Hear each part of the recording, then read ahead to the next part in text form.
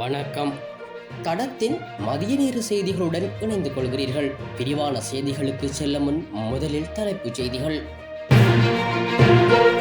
பாடசாலை மாணவர்கள் தொடர்பில் கல்வி அமைச்சின் முக்கிய அறிவுறுத்தல். யாழில் மாணவியை கண்டித்த ஆசிரியருக்கு நீதிமன்றம் பிறப்பித்துள்ள உத்தரவு. நாட்டில் அதிகரிக்கும் காச நோயாளர்கள், சுகாதார அமைச்சு எச்சரிக்கை.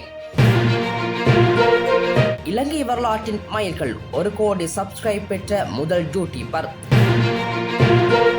அனுர ஜனாதிபதியாக பதவியேற்றும் அரசு சேவையில் எவ்வித மாற்றமும் இல்லை, முஜிபர் குற்றச்சாட்டு. அனுரகுமார திசாநாயக்க ஜனாதிபதியாக பதவியேற்றும் அரசு சேவையில் எவ்வித மாற்றமும் ஏற்படவில்லை. ஏனைய ஜனாதிபதிகள் எவ்வாறு அரசியல் நியமனங்களை வழங்கினாரோ அதனையே தற்போதைய ஜனாதிபதியும் பின்பற்றுகின்றார் என ஐக்கிய மக்கள் சக்தியின் பாராளுமன்ற உறுப்பினர் முஜிபுர் ரஹ்மான் தெரிவித்தார். கொழும்பிலுள்ள ஐக்கிய மக்கள் சக்தி அலுவலகத்தில் நேற்று இடம்பெற்ற ஊடகவியலாளர் மாநாட்டில் இதனை தெரிவித்த அவர் மேலும் குறிப்பிடுகையில், தேர்தல் காலங்களில் முறைமை மாற்றம் தொடர்பிலும் அரசு சேவையில் குடும்ப நியமனங்கள் தொடர்பிலும் தேசிய மக்கள் சக்தி பாரிய விமர்சனங்களை முன்வைத்தது. தமது ஆட்சியில் தகுதிக்கேற்ற நியமனங்களே வழங்கப்படும் என்று கூறினர். இவ்வாறு அவர்கள் வழங்கிய வாக்குறுதிகளை அவர்களே மீறியுள்ளனர். தற்போதைய முக்கிய அரச பதவிகளில் ஆளும் தரப்பினரின் உறவினர்கள் பலர் நியமிக்கப்பட்டுள்ளனர். அது மாத்திரமின்றி ராஜதந்திர நியமனங்களும் இவ்வாறே காணப்படுகின்றன. கடந்த காலங்களில் தற்போதைய அரசாங்கத்தால் வெளிநாடுகளுக்கான பதவிகளுக்கான 14 நியமனங்கள் வழங்கப்பட்டுள்ளன. அந்த நியமனங்களின் ஒருவரை தவிர வேறு எவரும் தகுதிகளின் அடிப்படையில் நியமிக்கப்படவில்லை. தேர்தல்களின் போது தேசிய மக்கள் சக்தியின் அரசியல் மேடைகளில் பிரச்சாரங்களை மேற்கொண்ட ஒருவர் வெளிநாடொன்றுக்கு தூதுவராக நியமிக்கப்பட்டுள்ளார். இவ்வாறான அரசியல் ரீதியான நியமனங்களினாலேயே நாடு வீழ்ச்சியடைந்தது என்பதே தேசிய மக்கள் சக்தியின் வாதமாக காணப்பட்டது. ஆனால் அவர்களும் இன்று இதனையே பின்பற்றுகின்றார்கள் என அவர் குறிப்பிட்டுள்ளார். பாடசாலை மாணவர்களின் புத்தகப்பையின் எடையை குறைக்குமாறு பாடசாலைகளுக்கு அறிவுறுத்தப்பட்ட போதிலும் சில பாடசாலை ஆசிரியர்கள் மற்றும் அதிபர்கள் அது தொடர்பில் கவனம் செலுத்தவில்லை என கல்வி அமைச்சு தெரிவித்துள்ளது. குறித்த விடயத்தை கல்வி அமைச்சின் சுகாதாரம் மற்றும் போசாக்கு பிரிவின் பணிப்பாளர் கங்கா திஸ்கானி தெரிவித்துள்ளார். இது தொடர்பில் அவர் மேலும் தெரிவிக்கையில், பாடசாலை மாணவர்களின் புத்தகப்பைகளின் எடையை குறைப்பது தொடர்பான அறிவுறுத்தல்கள் சுற்றறிக்கை மூலம் பாடசாலை அதிபர்கள் மற்றும் ஆசிரியர்களுக்கு வழங்கப்பட்டிருந்தது. இதனையும் மீறி சில பாடசாலைகளின் அதிபர்களும் ஆசிரியர்களும் அதிகளவான புத்தகங்களை பாடசாலைகளுக்கு கொண்டுவருமாறு மாணவர்களுக்கு அறிவுறுத்தியுள்ளனர். பாடசாலை மாணவர்களின் புத்தகப்பைகளின் எடை தொடர்பில் கிடைக்கப்பெறும் முறைப்பாடுகளின் பிரகாரம் பாடசாலைகளுக்கு கண்காணிப்பு குழுக்களை அனுப்பி புத்தகப்பைகளின் எடை தொடர்பில் சோதனை செய்ய நடவடிக்கை எடுக்கப்பட்டுள்ளது.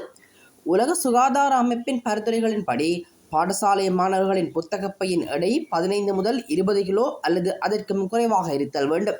இதன்படி முதலாம் தரத்தில் கல்வி கேட்கும் மாணவனின் புத்தகப்பையின் எடை 2 கிலோவாகவும், 2ஆம் தரத்தில் கல்வி கேட்கும் மாணவனின் புத்தகப்பையின் எடை 3 கிலோவாகவும், 5ஆம் தரத்தில் கல்வி கேட்கும் மாணவனின் புத்தகப்பையின் எடை 4 கிலோவாகவும் இருத்தல் வேண்டும்.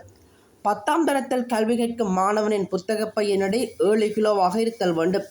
இவ்வாறு கல்வி அமைச்சின் சுகாதாரம் மற்றும் போசாக்கு பிரிவின் பணிப்பாளர் தெரிவித்துள்ளார். 5ஆம் வகுப்பு மாணவியொருவரை கண்டித்த விவகாரம் தொடர்பில் பருத்தித்துறை காவல்துறையினரால் கைது செய்யப்பட்ட ஆசிரியர் பிணையில் விடுவிக்கப்பட்டுள்ளார். குறித்த மாணவியின் செயற்பாடு காரணமாக அவரை நல்வழிப்படுத்தும் வகையில் கண்டித்த ஆசிரியருக்கு எதிராக மாணவியின் தாயாரால் செய்யப்பட்ட முறைப்பாட்டின் அடிப்படையில் சம்பந்தப்பட்ட ஆசிரியர் நேற்று முன்தினம் கைது செய்யப்பட்டிருந்தார். இந்நிலையில் பருத்தித்துறை காவல்துறையினர் விசாரணை மேற்கொண்டதன் பின்னர் காவல்துறை காவலில் தடுத்து வைக்கப்பட்டார். இதனையடுத்து குறித்த ஆசிரியரை நேற்றைய தினம் வெள்ளிக்கிழமை பருத்தித்துறை நீதவான் நீதிமன்றில் பருத்தித்துறை காவல்துறையினர் முற்படுத்தியிருந்தனர். வழக்கை விசாரித்த நீதிமன்ற நீதவான் கிருஷாந்தன் பொன்னுத்துரை குறித்த ஆசிரியரை ஒரு ஆழ்புணையில் விடுவித்து உத்தரவிட்டதுடன் வழக்கு விசாரணையினை வரும் டிசம்பர் 5ஆம் தேதிக்கு ஒத்திவைத்தார். இலங்கையில் கடந்த வருடம் காச நோயாளர்களின் எண்ணிக்கை 9200 பதிவாகியுள்ளதாக சுகாதார அமைச்சு தெரிவித்துள்ளது. அவற்றில் 5291 ஆண்கள், 3259 பெண்கள் மற்றும் 250 குழந்தை நோயாளிகளும் அடையாளம் காணப்பட்டுள்ளதாகவும் தெரிவிக்கப்படுகின்றது. மேலும் கொழும்பு மாவட்டத்திலேயே அதிகமான நோயாளர்கள் பதிவாகியுள்ளதாக சுட்டிக்காட்டப்படுகின்றது.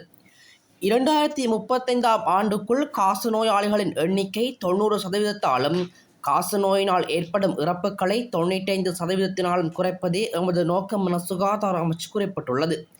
மேலும் 2 வாரங்களுக்கு நீடிக்கும் இருமல், லேசான காய்ச்சல், உடல் எடை இழப்பு, பசியின்மை, இரவில் வியர்த்தல், சோர்வு மற்றும் உடல்நலக்குறைவு ஆகியவை காசநோயின் அறிகுறிகள் என அறிவிக்கப்பட்டுள்ளது. இந்நோய் அறிகுறிகள் காணப்படும் நோயாளர்கள் உடனடியாக வைத்திய உதவிகளை பெற்றுக் கொள்ளுமாறு சுகாதார அமைச்சு வலியுறுத்தியுள்ளமை குறிப்பிடத்தக்கது. வைல்ட் குக்புக் என்ற யூடியூப் தளத்தை உருவாக்கிய சரித்தின் சில்வா என்ற தனிநபர் 10 மில்லியன் யூடியூப் சந்தாதாரர்களை எட்டிய முதல் இலங்கையர் என்ற பெருமையை பெற்றுள்ளார். கடந்த 2020ஆம் ஆண்டு தனது யூடியூப் பக்கத்தில் காணொளிகளை பதிவிட்டு வருகின்றார். இதுவரை 605 காணொளிகளை பதிவிட்டுள்ளார். விதவிதமான சமையல்களை அவரே செய்து பதிவேற்றி வருகின்றார். இந்த காணொளிகள் உலகளாவிய ரீதியில் பல லட்சம் மக்களின் வரவேற்பை பெற்றுள்ளது.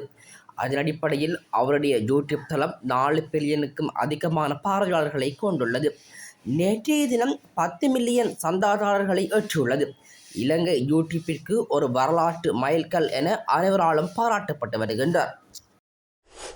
பாடசாலை மாணவர்கள் தொடர்பில் கல்வி அமைச்சின் முக்கிய அறிவுறுத்தல். யாழில் மாணவியை கண்டித்த ஆசிரியருக்கு நீதிமன்றம் பிறப்பித்துள்ள உத்தரவு. நாட்டில் அதிகரிக்கும் காச நோயாளர்கள், சுகாதார அமைச்சு எச்சரிக்கை. இலங்கை வரலாற்றின் மைல்கல், 1 கோடி சப்ஸ்கிரைப் பெற்ற முதல் யூடியூபர். அனுர ஜனாதிபதியாக பதவியேற்றும் அரசு சேவையில் எவ்வித மாற்றமும் இல்லை, முஜீபர் குற்றச்சாட்டு.